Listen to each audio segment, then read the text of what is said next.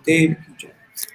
नितिन विश्वम श्रीपाद अष्टतर शतश्वत शिल भक्ति वेदांत वामन गोसाई महाराज की जय। नितिन विश्वम श्रीपाद अष्टतर शतश्वत शिल भक्ति वेदांत स्वामी महाराज शिल प्रभुपाद की जय। नितिन विश्वम श्रीपाद अष्टतर शतश्वत शिल भक्ति विज्ञान केशव गोसाई महाराज की जय। नितिन विश्वम श्रीपाद अष्टतर शतश्वत शिल भक्ति सिद्धांत सरस्वती गोसाई प्रभुपाद की जय। नितिन विश्व महाभागवत श्री बख्शी जी महाराज की जय। नितिन विश्व शिव सच्चिदानंद भक्ति विनोद ठाकुर की जय। नितिन विश्व वैष्णव सार्वभौम श्री जगन्नाथ दास बाबू जी महाराज की जय। श्री रूप गौरी गुरु वर्ग की जय।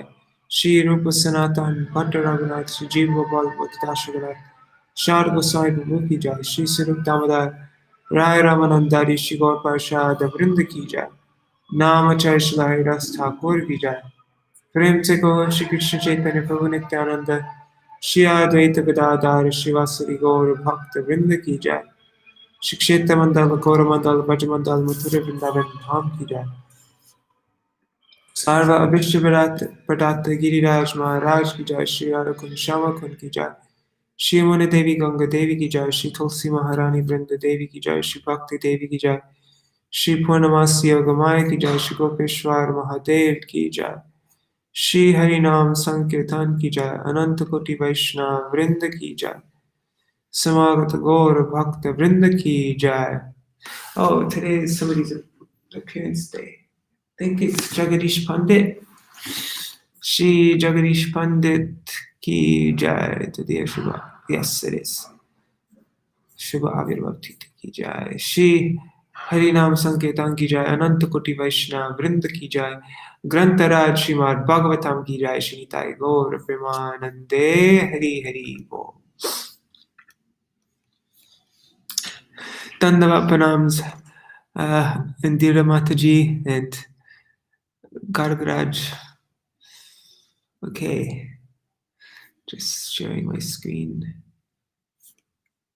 Oh God, I'm feeling a bit sick today. I don't know. I've gotten sick so many times this from Gaur Purnima till now. It's just like all the time. I don't know why. It's really strange.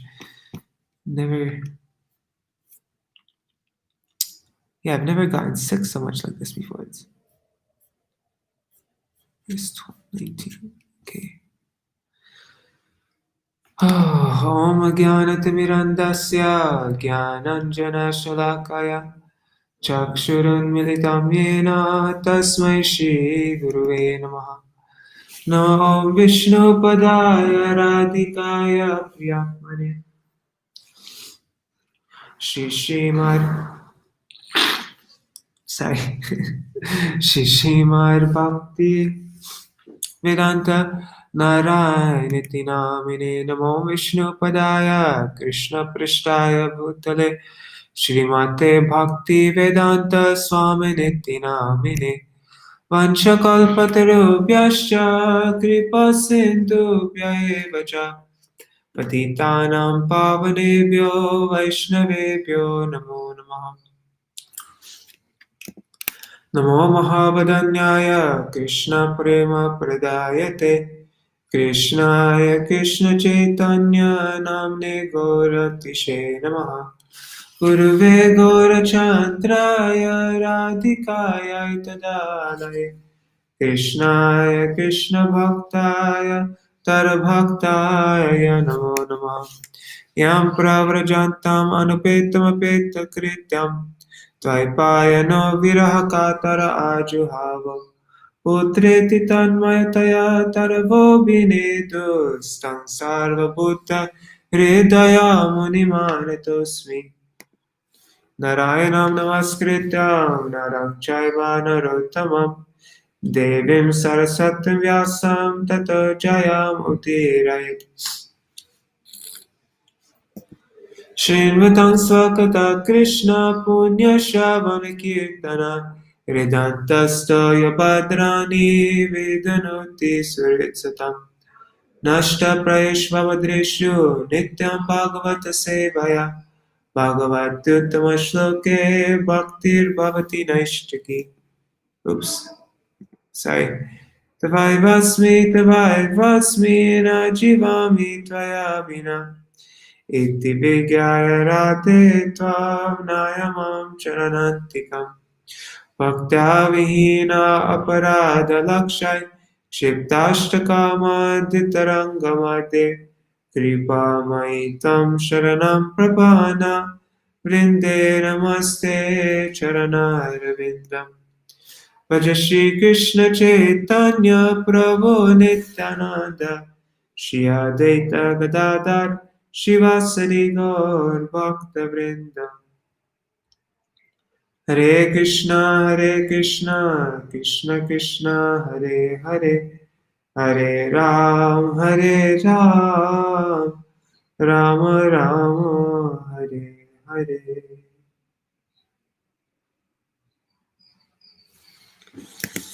All right.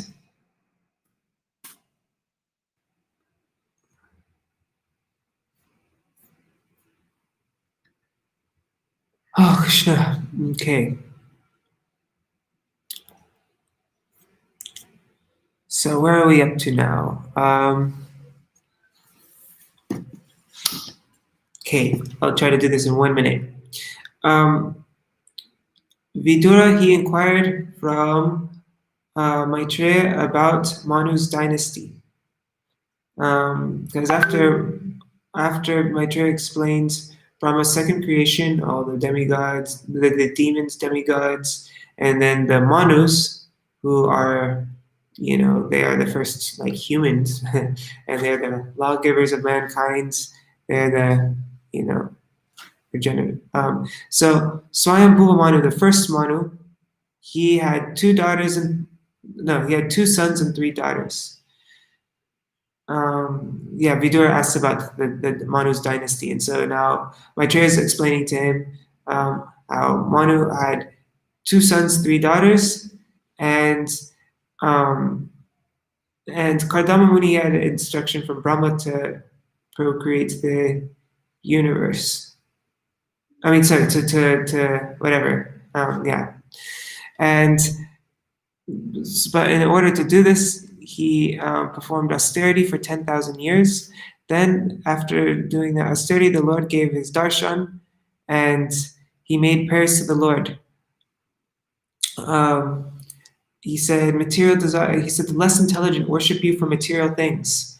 I too desire for a suitable wife. Material desires lead to bondage. Surrender to you leads to liberation. Time doesn't affect devotees. You create the material world for the jiva's enjoyment and to cause detachment in them by realizing you. And then the Lord speaks to Kardama, his reply, he said, my devotees' desires are never frustrated. Manu will offer you his daughter. You will beget 9 daughters and me as a son in her. And finally, you will attain me. And then there's a description of Bindu Sarovar, where he performed austerities, and then the bodily appearance of Kardama, and then Manu comes with his daughter. Yeah, Manu comes with his daughter, and he glorifies. No, and then Kardama receives Manu and glorifies him. You know what a responsible king he is, and he inquired about the purpose of his visit. Then, in the next chapter, chapter 22, Swayambhuva Manu, he glorifies Kardama. And then Manu offers his daughter Devahuti to Kardama, mentioning all the different reasons why she's qualified for him.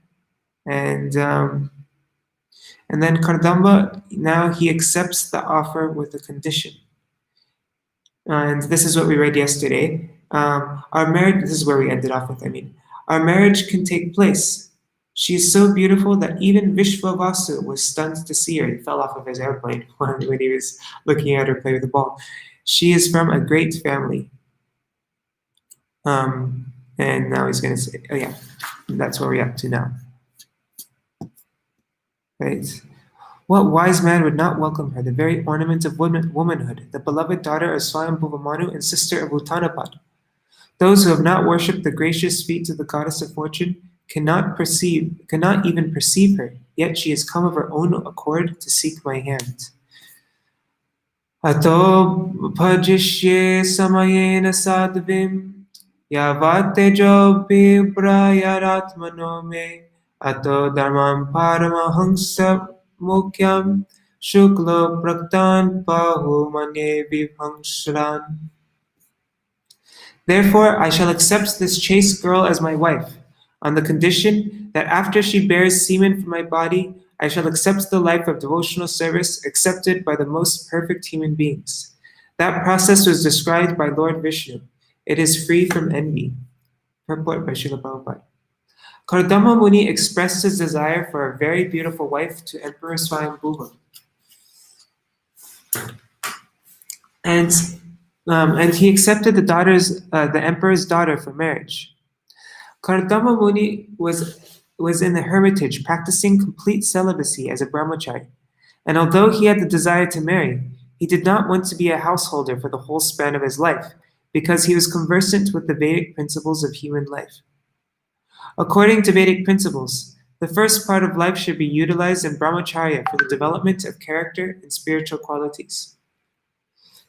In the next part of life, one may accept a wife and beget children, but one should not beget children like cats and dogs. Kardama Muni desired to beget a child who would be a ray of the Supreme Personality of Godhead. One should beget a child who can perform the duties of Vishnu, otherwise there is no need to produce children.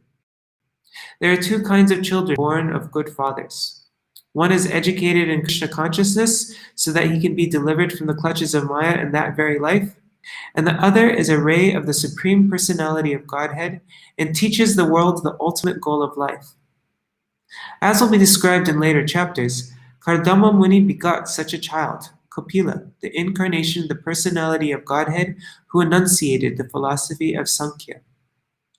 Great householders pray to God to send his representative so that there may be an auspicious movement in human society. This is one reason to beget a child. Another reason is that a highly enlightened parent can train a child in Krishna consciousness so that the child will not have to come back again to this miserable world. Parents should see to it that the child born of them does not enter the womb of a mother again.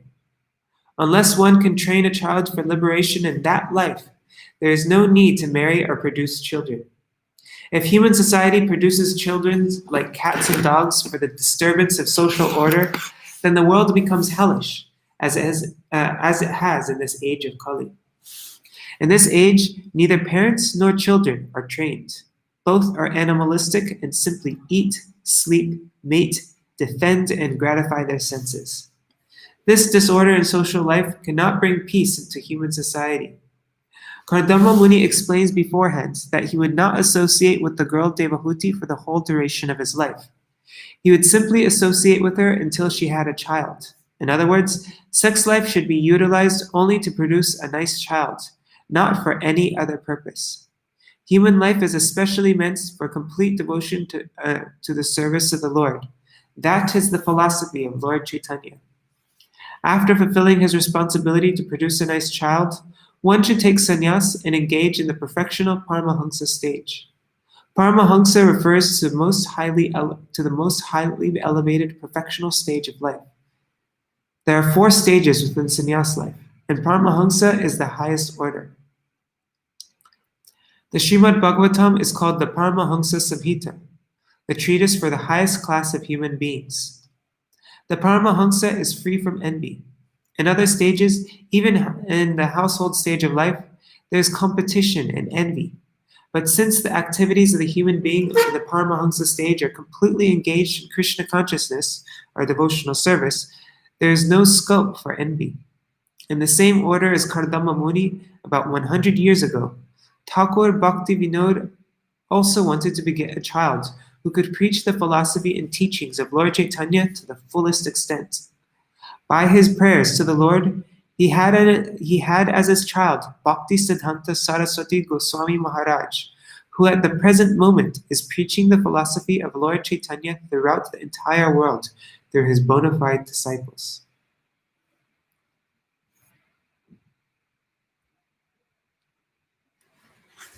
Yato bhavar vishvam idam vichitram samstasyate yatra cha vavatishte prajapati nam patireshamayam param pramanam bhagavan ananta.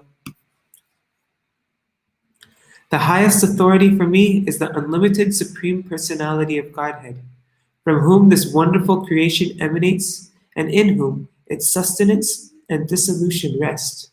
He is the origin of all Prajapatis, progenitors, the personalities meant to produce living entities in this world. Purport. Kardama Muni was ordered by his father, Prajapati, to produce children. In the beginning of creation, the Prajapatis were meant to produce the large population which was to reside in the planets of the gigantic universe. But Kardama Muni said that although his father was Prajapati, who desired him to produce children, actually his origin was the Supreme Personality of Godhead Vishnu, because Vishnu is the origin of everything. He is the actual creator of this universe. He is the actual maintainer. And when everything is annihilated, it rests in him only.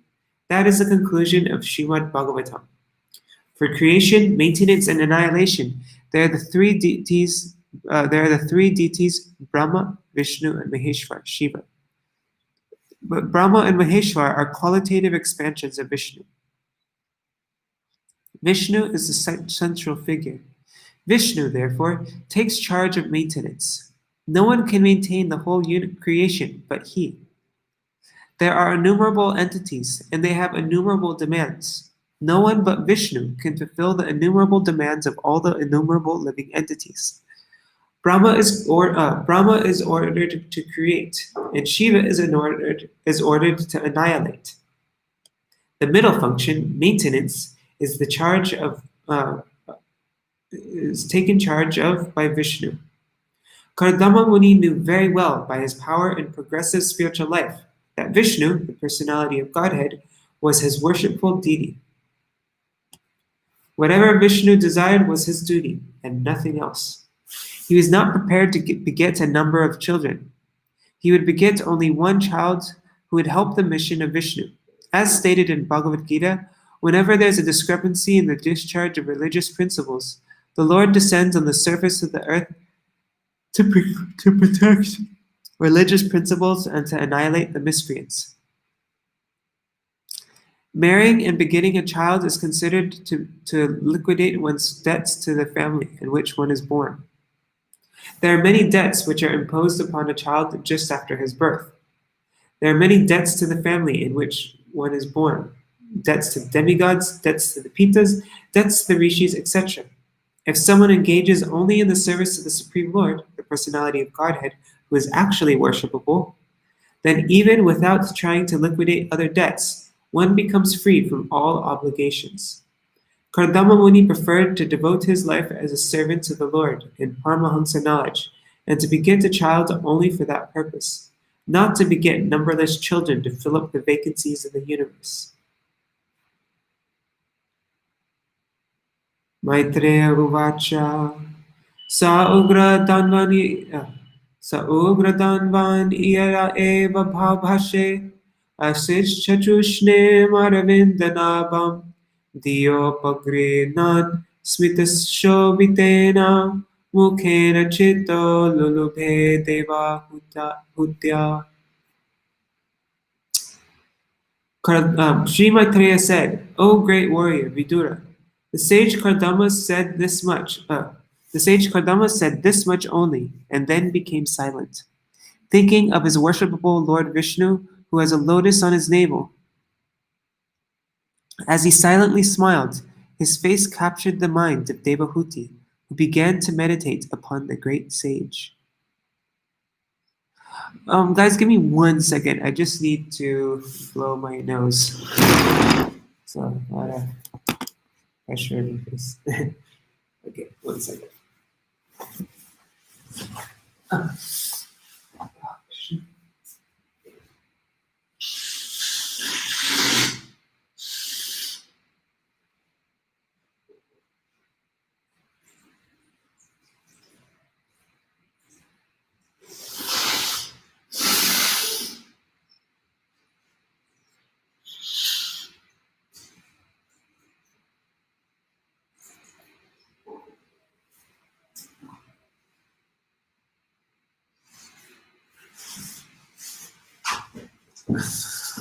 Oh, Krishna. Okay. Purport. It appears that Kardama Muni was fully absorbed in Krishna consciousness, because as soon as he became silent, he at once began to think of Lord Vishnu. That is the way of Krishna consciousness. Pure devotees are so absorbed in thought of Krishna that they have no other engagement. Although they may seem to think or act otherwise, they are always thinking of Krishna. The smile of such a Krishna conscious person is so attractive that simply by smiling, he wins so many admirers, disciples, and followers.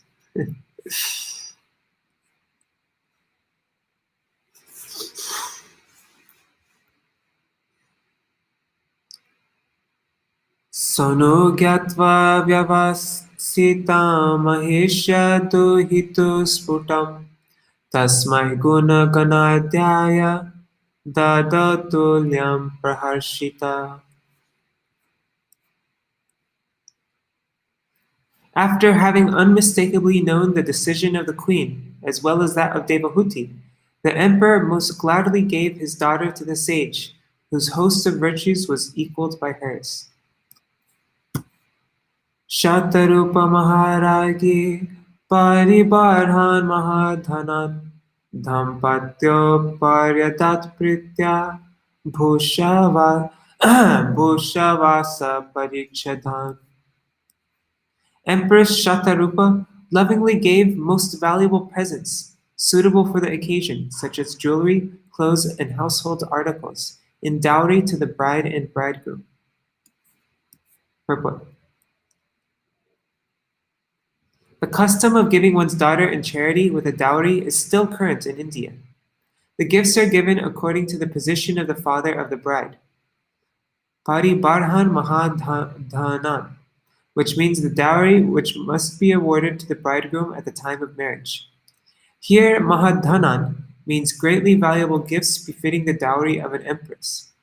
The words Bhusha Vasa Parichadhan also appear here. Bhusha means ornaments, Vasa means clothing, and Parichadhan means various household articles. All things beginning the marriage ceremony of an emperor's daughter were awarded to Kardama Muni, who was until now observing celibacy as a brahmachari. The bride Devahuti was very richly dressed with ornaments. In this way, Kardama Muni was married with full opulence to a qualified wife and was endowed with the necessary paraphernalia for household life. In the Vedic way of marriage, such a dowry is still given to the bridegroom by the father of the bride. Even in poverty-stricken India, there are marriages where hundreds of thousands of rupees are spent for a dowry. The dowry system is not illegal, as some have tried to prove. The dowry is a gift given to the daughter by the father to show some goodwill, and it is compulsory. In rare cases, where the father is completely unable to give a dowry, it is enjoined that he must at least give a fruit and a flower. As stated in Bhagavad Gita, God can also be pleased even by a fruit and a flower. When there is financial inability and no question of accumulating a dowry by another means, one can give a fruit and a flower for the satisfaction of the bridegroom.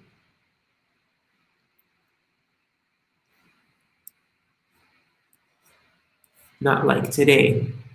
Today they're like, well, I won't marry my son, like I won't marry your daughter to my son unless you give this, this, and this, and this.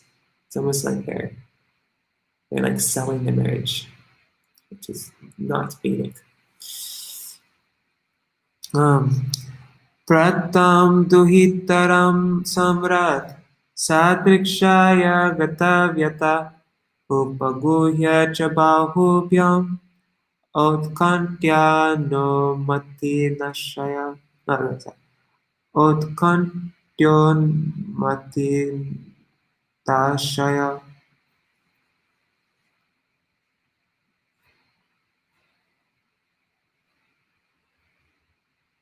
Translation. Thus relieved of his responsibility by handing over his daughter to a suitable man, Swayambhuva Manu, his mind agitated by feelings of separation, embraced his affectionate daughter with both his arms.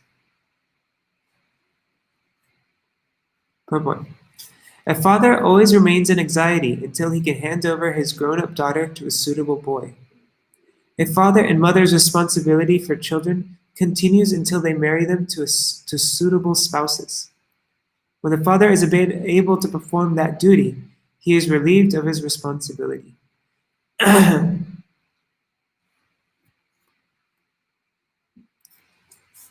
Ashaknuvangstarviraham munchan bhashpa kalamohu asinchar ambavatseti netrodar duhito shika.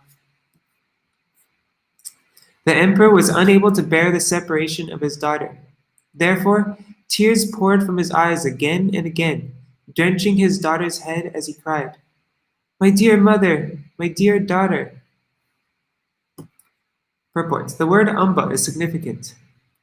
A father sometimes addresses his daughter in affection as mother, and sometimes as my darling.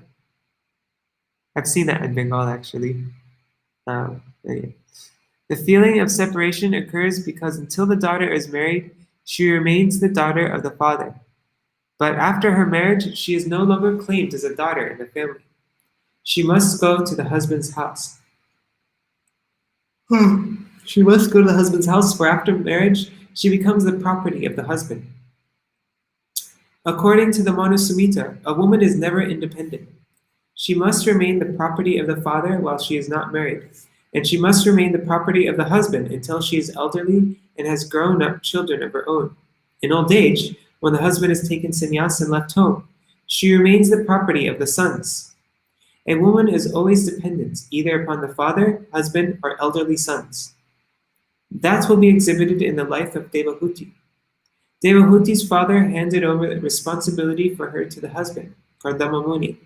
And in the same way, Kardama Muni also left home, giving the responsibility to his son Kapiladev. This narration will describe these events one after another. I didn't find that on Apple Music. I wasn't looking for anything on Apple Music. Okay. There's a line missing. Amantrasya tamunim varam anugyata sahanutka pratasteratamaaruhya sabarya sapuram nirpa. Is it text 27? Let me find the missing line.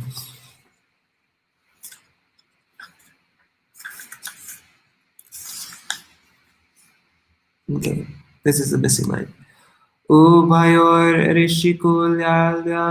kulyaya saraswatya surodhaso rishinam upashantanam pashyanashrama sampada. After asking and obtaining the great sage's permission to leave, the monarch mounted his chariot with his wife and started for his capital, followed by his retinue.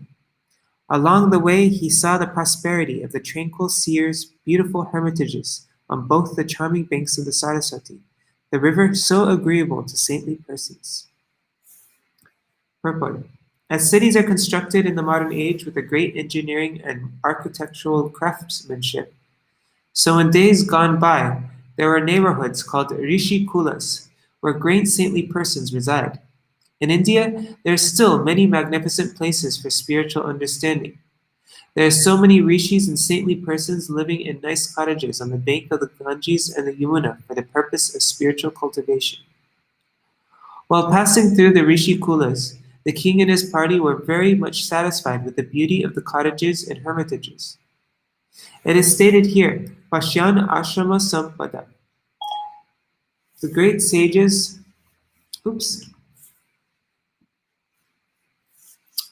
the great sages had no skyscrapers, but the hermitages were so beautiful that the king was very much pleased at the sight. Tam ayantam abhipreta brahmavartat prajapatim gita sanstuti vaditrai pratyudeyu praharshita.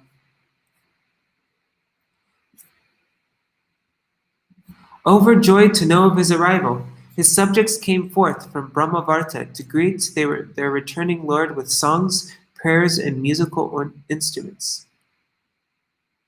Purport: It is the custom of the citizens of a kingdom capital to receive the king when he returns from a tour. There is a similar description when Krishna returned to Dwarka after the battle of Kurukshetra. At that time, he was received by all classes of citizens at the gate of the city. Formerly, capital cities were surrounded by walls, and there were different gates for regular entrance. Even in Delhi today, there are old gates, and some other old cities have such gates where citizens would gather to receive the king. Here also, the citizens of Barhishmati, the capital of Brahmavarta, the kingdom of Swayambhuva, came nicely dressed to receive the emperor with decorations and musical instruments.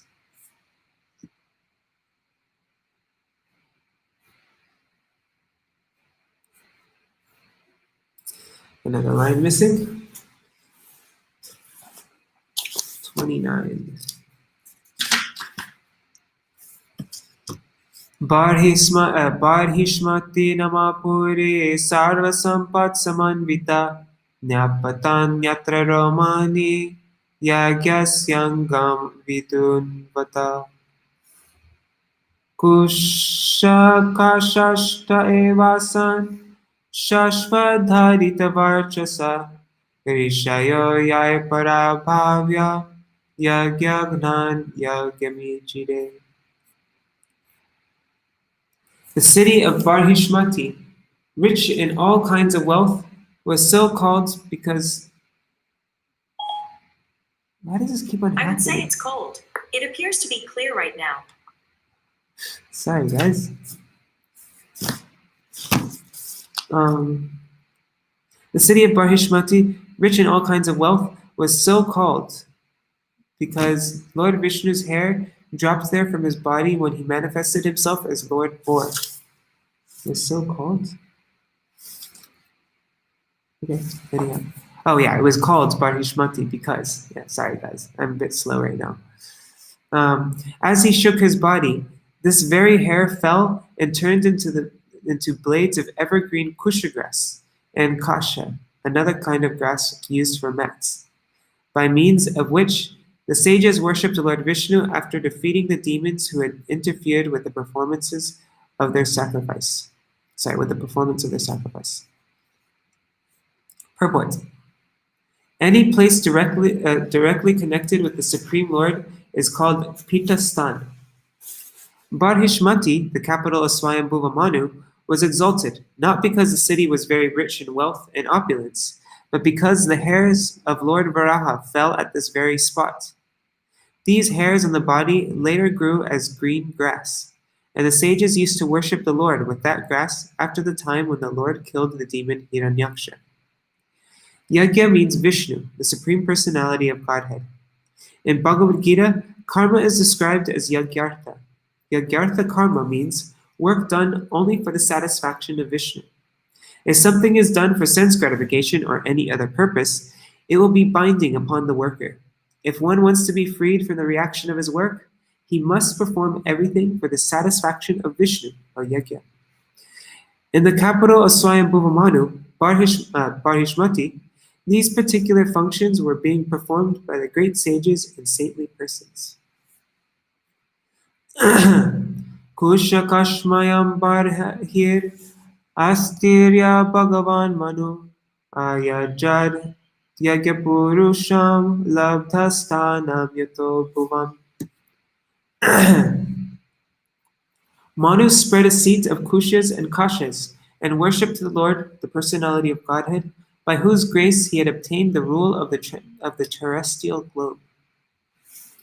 Purport: Manu is the father of mankind, and therefore from Manu comes the word Man, or in Sanskrit, Manusha.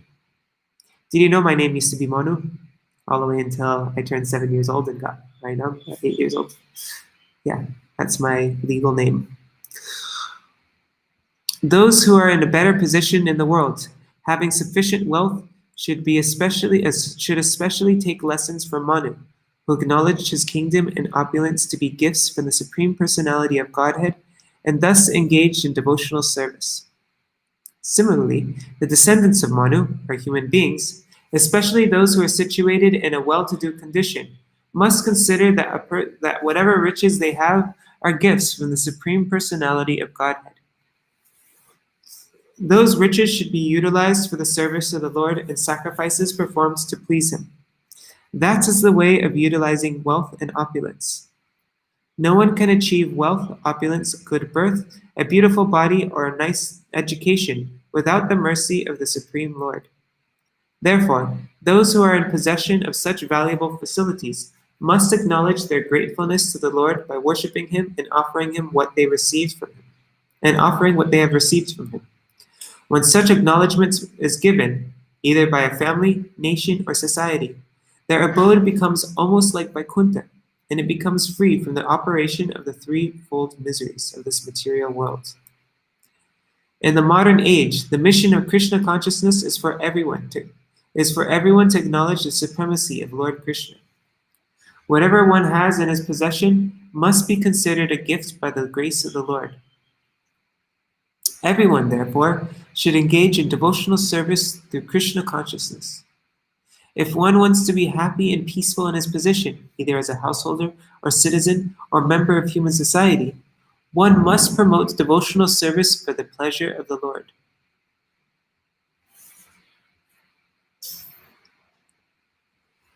Barhishmatem nama vibhur yam nivishya samavasat tasyam pravrishta bhavanam tapatraya vinashanam.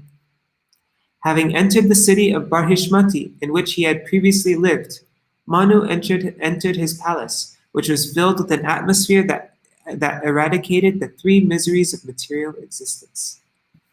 Purport. The material world, or material existential life, is filled with threefold miseries. Miseries pertaining to the body and mind, miseries pertaining to the natural disturbances and miseries inflicted by natural disturbances, and miseries inflicted by other living entities.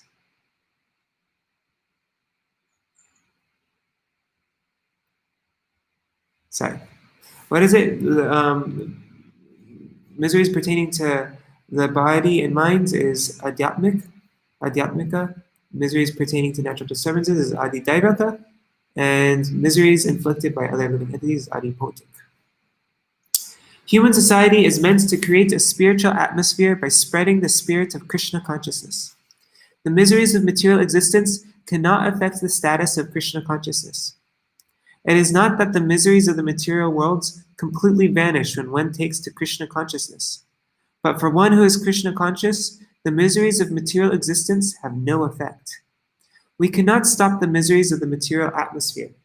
But Krishna consciousness is the antiseptic method to protect us from being affected by the miseries of material existence. For a Krishna conscious person, both living in heaven and living in hell are equal. How Swayambhuva Manu created an atmosphere wherein he was not affected by the material miseries is explained in the following verses.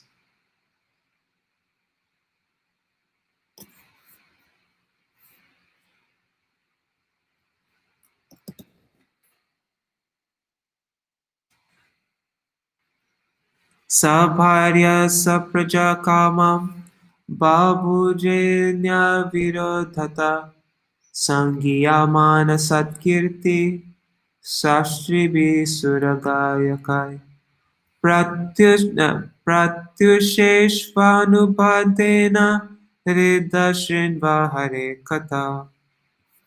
1 second. Oh man. Okay.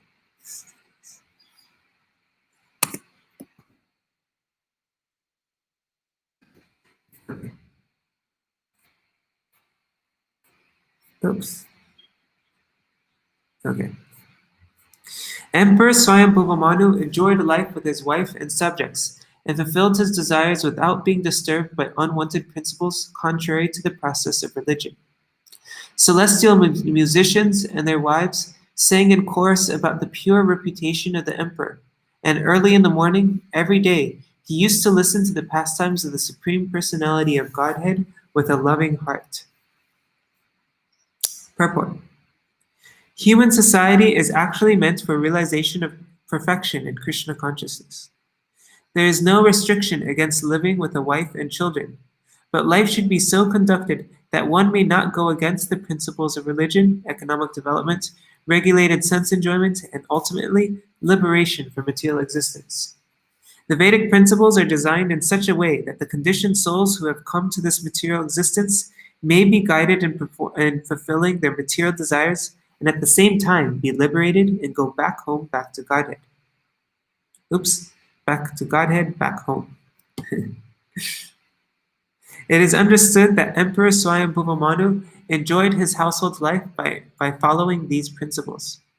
It is stated here that early in the morning, there were musicians who used to sing with musical instruments about the glories of the Lord, and the emperor, with his family. I didn't get that. Could you try again? Oh my God, I need to disable this. Okay.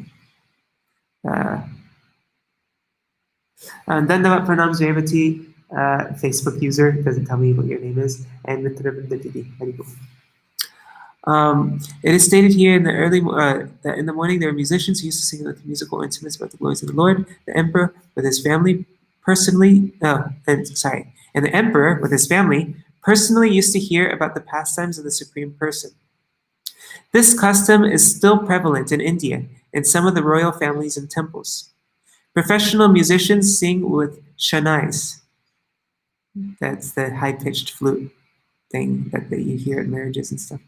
And the sleeping members of the house gradually get up from their beds in a pleasing atmosphere. During bedtime also, the singers sing songs in relationship with the pastimes of the Lord, with Shanai accompaniment. And the householders gradually fall asleep, remembering the glories of the Lord. In every house, in addition to singing and to the singing program, there is arrangement for Śrīmad-Bhāgavatam lectures in the evening. Family members sit down, hold Hare Krishna Kirtan, hear narrations from the Śrīmad-Bhāgavatam and Bhagavad Gita, and enjoy music before going to bed. The atmosphere created by this Sankirtan movement lives in their hearts, and while sleeping, they also dream of the singing and glorification of the Lord. In such a way, perfection of Krishna consciousness can be attained. This practice is very old, as learned from this verse of Śrīmad-Bhāgavatam. Millions of years ago, Śrīmad-Bhāgavatam used to avail himself of this opportunity to live in householder life in the peace and prosperity of a Krishna consciousness atmosphere. As far as temples are concerned, in each and every royal palace or rich man's house, inevitably there is a nice temple, and the members of the household rise early in the morning and go to the temple to see the Mangal Arati ceremony. The Mangal Arati ceremony is the first worship of the morning. In the Artik ceremony, a light is offered in circles before the deities, as are a conch shell and flowers and a fan. The Lord is supposed to rise early in the morning and take some light refreshment and give audience to the devotees. The devotees then go back to the house or sing the glories of the Lord in the temple. The early morning ceremony still takes place in Indian temples and palaces. Temples are meant for the assembly of the general public. Temples within the palaces are especially for the royal families, but in many of these palace temples, the public is also allowed to visit. The temple of the king of Jaipur is situated within the palace, but the public is allowed to assemble. If one goes there, he'll see that the temple is always crowded with at least 500 devotees. After the Mangal Arati ceremony, they sit down together and sing the glories of the Lord with musical instruments and thus enjoy life. Temple worship by the royal family is also mentioned in Bhagavad Gita, where it is stated that those who fail to achieve success in the Bhakti Yoga principles within one's life are given a chance to take birth in the next life in a family of rich men or in a royal family or family of learned Brahmins or devotees. If one gets the opportunity to take birth in these families, he can achieve the facilities of a Krishna-conscious atmosphere without difficulty. A child born in that Krishna atmosphere is sure to develop Krishna consciousness, the perfection of which he failed to attain in his last life. Sorry, why did I continue reading that? The perfection which he failed to attain in his last life is again offered in this life, and he can make himself perfect without fail.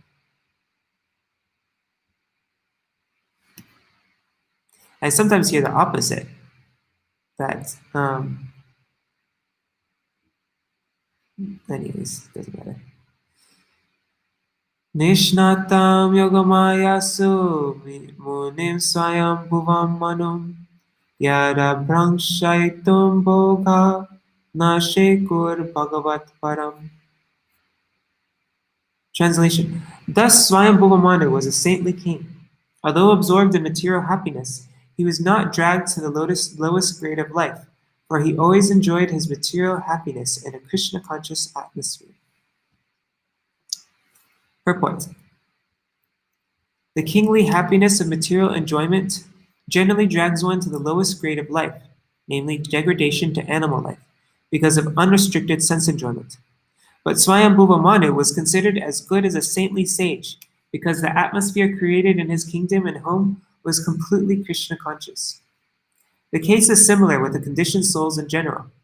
They have come into this material life for sense gratification, but if they are able to create a Krishna-conscious atmosphere, as depicted here or as prescribed in revealed scriptures, by temple worship and household deity worship, then in spite of their material enjoyment, they can make an advancement in pure Krishna consciousness without a doubt. At the present moment, modern civilization is too much attached to the material way of life or sense gratification. Therefore, the Krishna consciousness movement can give the people in general the best opportunity to utilize their human life in the midst of material enjoyment. Krishna consciousness does not mean to stop them in their propensity for material enjoyment, but simply regulates their habits in the life of sense enjoyment. In spite of their enjoying the material advantages, they can be liberated in this very life by practicing Krishna consciousness by the simple method of chanting the holy names of the Lord. Hare Krishna, Krishna Krishna, Hare Hare, Hare Rama, Rama Rama, Hare Hare. There's 2 minutes left. Okay, so I'll just read this first and then we finish. Ayata yamatasya san yamasvantarayapana shinvato dhyayato vishnu kurvato bruvata kata. Consequently, although his duration of life gradually came to an end, his long life, consisting of a manvantar era, was not spent in vain, since he ever engaged in hearing, contemplating, writing down, and chanting the pastimes of the Lord.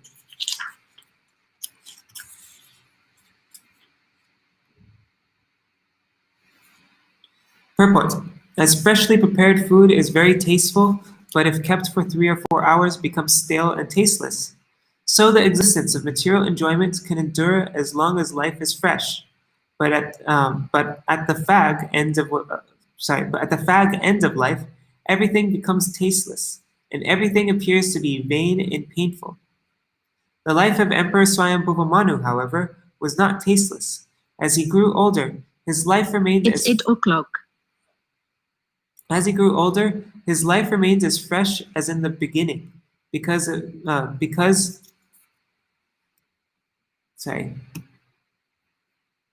As he grew older, his life remained as fresh as in the beginning, because he continued Krishna consciousness. The life of a man in Krishna consciousness is always fresh. It is said that the sun rises in the morning and sets in the evening, and its business is to reduce the duration of everyone's life. But the sunrise and sunset cannot diminish the life of one who engages in Krishna consciousness. Swayambhuva Manu's life did not become stale after some time, for he engaged himself always in chanting about and meditating upon Lord Vishnu. He was the greatest yogi because he never wasted his time. It is especially mentioned here, Vishnur kurvato pruvata kata. When he talked only of Krishna and Vishnu, the personality of Godhead. When he heard something, it was about Krishna. When he meditated, it was upon Krishna and his activities. It is stated that his life was very long, 71 yugas. One yuga is completed in 4,320,000 years. 71 of such yugas is the duration of the life of a Manu, and 14 such Manus come and go in one day of Brahma. For the entire duration of his life, 4,320,000 years times 71 years, Sorry. Yeah, whatever. Manu engaged in Krishna consciousness by chanting, hearing, talking about, and meditating upon Krishna. Therefore, his life was not wasted, nor did it become stale. So, we will read these last three verses of the chapter tomorrow, or last four. But I'll just read the translation of these verses.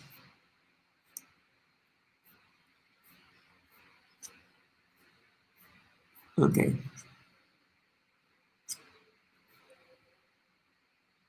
Okay, just reading the translations. He passed his time, which lasted 71 cycles of the 4 ages. 71 times 4,320,000 years. Always thinking of Vasudeva and always engaging in matters regarding Vasudeva. Thus he transcended the 3 destinations. Therefore, O Vidura, how can persons completely under the shelter of Lord Krishna in devotional service be put into miseries pertaining to the body, the mind, nature, and other men and living creatures? In reply to the questions asked by certain sages, he, Swayambhuva Manu, out of compassion for all living entities, taught the diverse sacred duties of men in general. He taught the diverse sacred duties of men in general, and the differences in ashrams. I have spoken to you about the wonderful character of Swayambhuva Manu, original king, whose reputation is worthy of description. Please hear as I speak of the flourishing of his daughter, Devahuti. Okay, so we'll hear about that tomorrow. We'll begin Devahuti's lamentation. All right. Hare Krishna, Krishna Krishna, Hare Hare, Hare Rama, Rama Rama, Hare Hare. Hare Krishna, Krishna Krishna, Hare Hare, Hare Ram, Ram Ram, Hare Hare, Hare Krishna, Krishna Krishna, Hare Hare, Hare Ram, Ram Ram, Hare Hare, Hari Bol, Hari Bol, Hari Bol, Nitai Bol, Hari Bol. Nitai Bol, Hari Bol, Hari Bol, Hari Bol, Nitai Bol, Hari Bol. Jai Shishi Guru Brahma Gandhar Vikakiri Dhari, Shishi Radha Vinod Bihari Ju Ki Jai. Shri Govinda Gopinath Maran Mohan Ju Ki Jai. Nitil Pavishra Vishnupad Ashratara Shata Shishmachla Bhakti Vranta Narayan Goswami Maharaj Shila Gurudev Ki Jai. Nitil Pavishra Vishnupad Ashratara Shata Shishmachla Bhakti Vranta Vaman Goswami Maharaj Ki Jai. Nitil Pavishra Vishnupad Ashratara Shata Shishmachla Bhakti Vranta Swami Maharaj Shila Prabhupada Ki Jai. Nitil Pavishra Vishnupad Ashratara Shata Shishmachla Bhakti Vigyan Keshav Goswami Maharaj Ki Jai. Nitil Pavishra Vishnupad Ashratara Shata Shishmachla Bhakti Siddhanta Saraswati Goswami Prabhupada Ki Jai. Nitil Pavishra Mahabhagavat Shila Goksharas Babaji Maharaj Ki Jai. Nitil Pavishra Shila Satchidananda Bhakti Vinod Thakur Ki Jai. Nitil Pavishra Vaishnav Sarvabhauma Shila Jagannath Das Babaji Maharaj Ki Jai. Shri Rupanu Gauriya Guru Varga Ki Jai. Shri Rupa Sanatan Bhatta Raghunath. Shri Jeev Gopal Patadashapura. Shri Gosai Prabhu Ki Jai. Shri Sarup Damodar Rai Ramanandari Shri Gaur Parshad Vrind Ki Jai. Naam Acharya Shri Haridas Thakur Ki Jai. प्रेम से कहो श्री कृष्ण चैतन्य प्रभु नित्यानंद श्री अद्वैत गदाधर श्रीवासरी गौर भक्त वृंद की जय. श्री क्षेत्र मंडल गौर मंडल ब्रज मंडल मथुर वृंदावन धाम की जय. सर्व अभिष्ट विराट गिरिराज महाराज की जय. श्री राधा कुंड श्याम कुंड की जय. श्री मुनि देवी कंक देवी की जय. श्री तुलसी महारानी वृंद देवी की जय. श्री भक्ति देवी की जय. श्री पूर्णमासी योग माया की जय. श्री गोपेश्वर महादेव की जय. श्री हरि नाम संकीर्तन की जय. अनंत कोटि वैष्णव वृंद की जय. समागत गौर भक्त वृंद की जय. ग्रंथराज श्रीमद् भागवतम की जय. श्री जगदीश पंडित की जय. श्री निताय गौर प्रेमानंदे हरि हरि बोल. Jagadish Pandit Avirbhav Titi ki jai. Vanchakalpataruvescha kripa sindhu vyaivacha patitanam pavanebhyo. Oops. Vrindai Tulsidevaya Priyai Keshavascha Krishna Bhakti Pradadevi Satyavataya Namo Namaha Vanchakalpataruvescha kripa sindhu vyaivacha patitanam pavanebhyo Vaishnavebhyo Namo Namaha. Dandava pranam.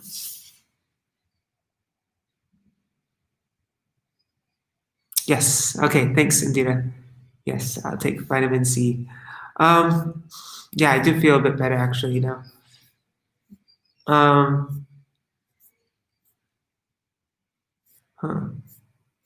Just looking if there's anything on Vishuddha Chaitanya Vani about Jagadish Pandit and the website. Don't see anything on the main website, so maybe there's no class about Jagadish Pandit. Oh no, it's right here. Glories of Jagadish Pandit. I'm just going to share this link for something to read today, because today is the appearance day of Jagadish Pandit. I'm just posting the link here right now. Right, so... it's not posting to Facebook for some reason. Oh no, there, it's posted. So you'll see in the comments, there's a link of something to read today for Jagadish Pandit. All right, Haribol, Jai Shri Radhe. Thanks for joining me. See you all tomorrow, Haribol.